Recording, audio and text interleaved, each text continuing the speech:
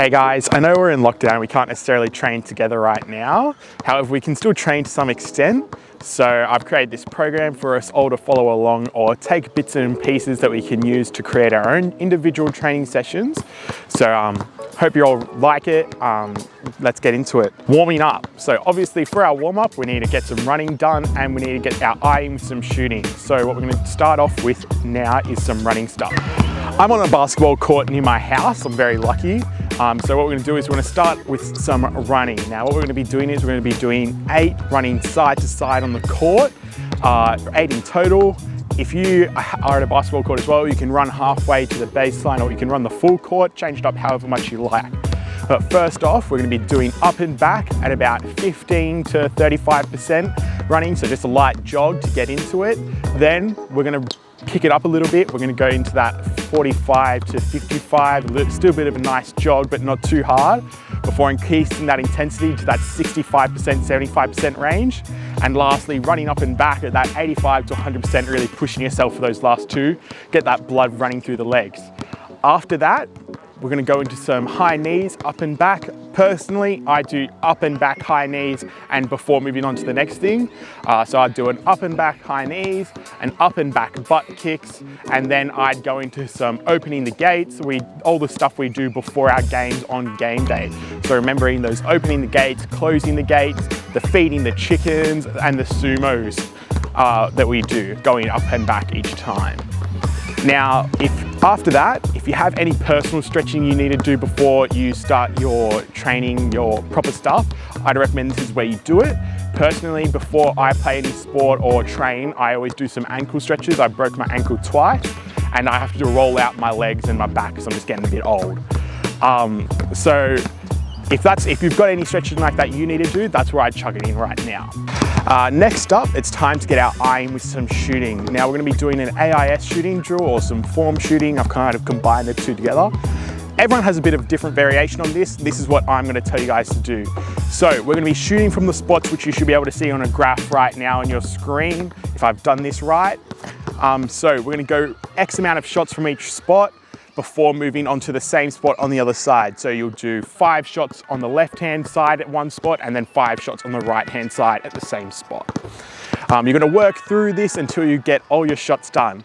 Now, you can increase the intensity on this a little bit. You can give yourself a time limit, give yourself maybe 15 minutes to complete everything, or you can make it harder by making it you have to get all the shots from each spot without missing. Here's a quick example of me shooting from each spot.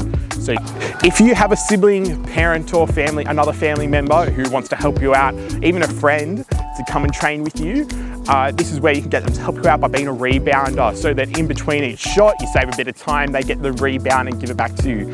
My sister would do this drill every day almost after school and get me or my dad, or she wouldn't get anyone to help her with the rebounding. So it's little things to make it a bit quicker and easier on you. You can adjust this to your skill level by increasing or decreasing the amount of shots at each spot.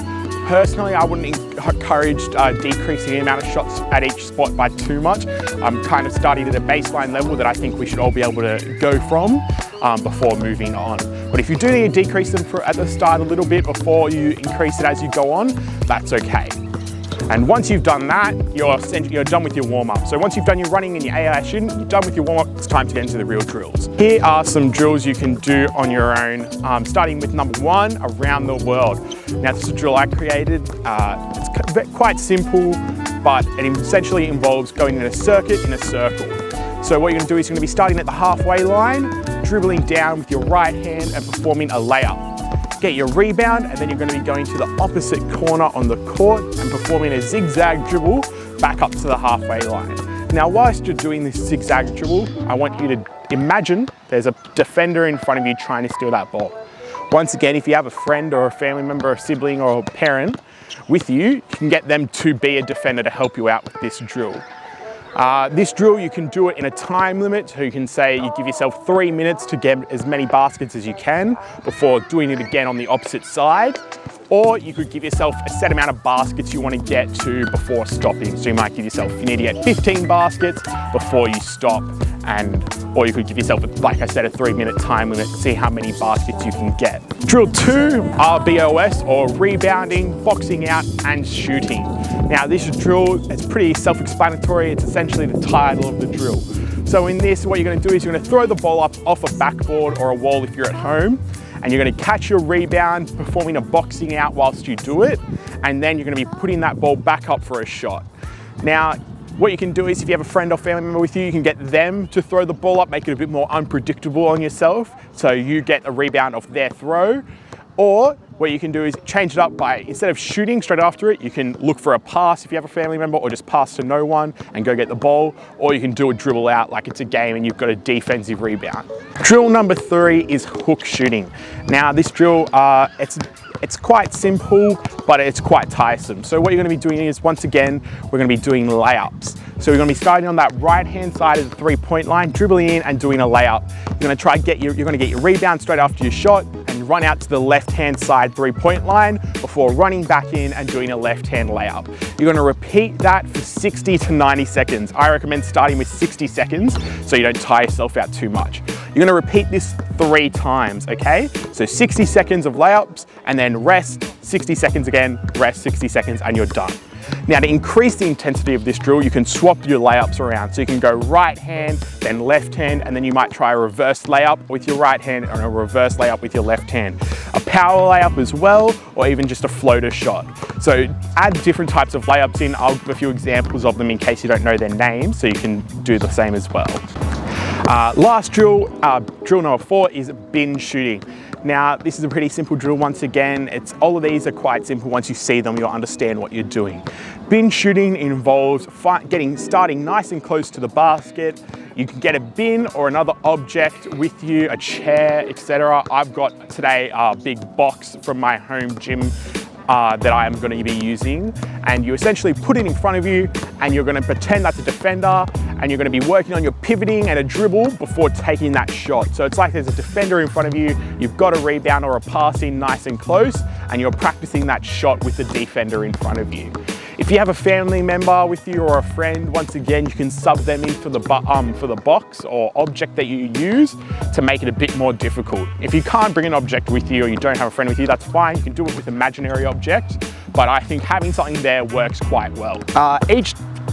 When you're doing this drill, do X amount from each side, or give yourself a time limit to see how many you can get from each side before swapping over to the other side. And then once you've done both sides, push the bin back a bit, or the object, push it back and do it from further away. So working on that one-on-one defender stuff, but each time you push it back a little bit, making the shot a bit harder on yourself.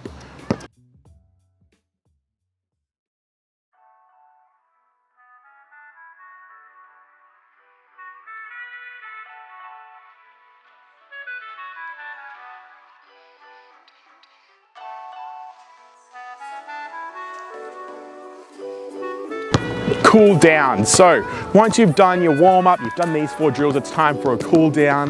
Once again, I would recommend repeating that AIS shooting drill. Do that again. It really helps you with shooting form. The spots that you'll be shooting from are game spots that you'll shoot from a lot. So if you can do that again, maybe decrease the amount of shots you need from each spot if you're really tired, but try to keep it the same. Work through that drill again, and then you can either do the warm-up running again, except in reverse, so starting at that high percentage and working down to the low percentage, or what I personally recommend, the 16-60, the 8 in 30, and the 5 in 15. Now what that is, it's running once again side to side on the basketball court.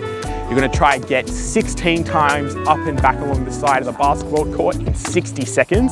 So sideline to sideline, 60 seconds. If you're not at a basketball court, just mark out a rough distance, and you're going to go up and back 16 times in 60 seconds. Then you're going to get a rest, do it again, 8 in 30 seconds, give yourself a rest, and then you're going to do it again, 5 in 15.